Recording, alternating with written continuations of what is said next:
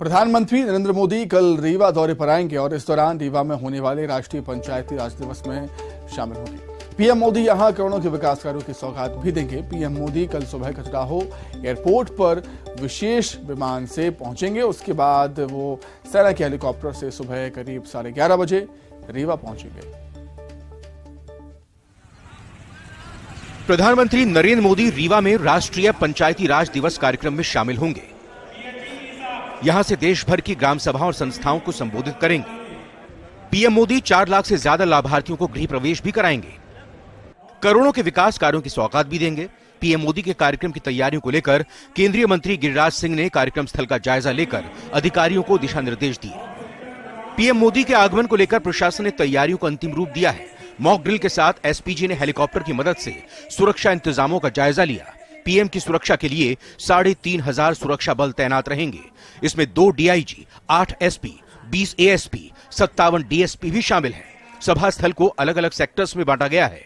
अलग अलग अफसरों को अलग अलग जिम्मेदारियां सौंपी गई हैं। सुरक्षा व्यवस्था को लेकर लगभग 4-5 हजार हमारे पास पुलिस के जवान, अधिकारी, वरिष्ठ अधिकारी तक आए हुए हैं और माननीय प्रधानमंत्री के जो प्रोटोकॉल होता है उसमें जो भी प्रोटोकॉल में हम लोगों को पालन करना होता है उस सभी तरह की हम लोगों ने व्यवस्था की। पीएम मोदी का इस माह का ये दूसरा दौरा है। इसके पहले पीएम 1 अप्रैल को कमांडर कॉन्फ्रेंस और वंदे भारत ट्रेन को हरी झंडी दिखाने भोपाल आए थे।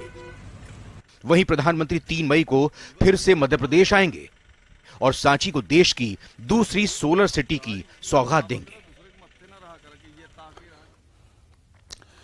छतरपुर से बड़ी खबर है पीएम की। वीवीआईपी ड्यूटी में लगे अधिकारी कोरोना पॉजिटिव पाए गए। 6 अधिकारी और कर्मचारी कोरोना पॉजिटिव पाए गए।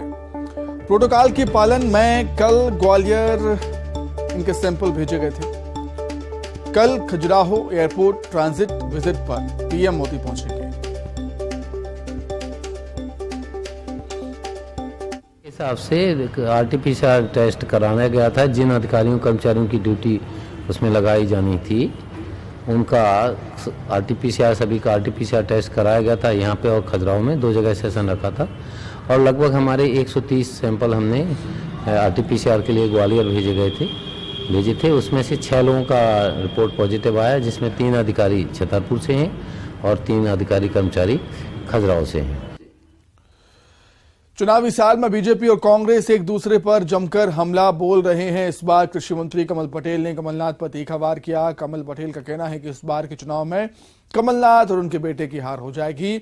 इस बयान के बाद कांग्रेस ने भी निशाना साधा है। एमपी के कृषि मंत्री कमल पटेल ने पीसीसी चीफ कमलनाथ और कांग्रेस पर हमला बोला है।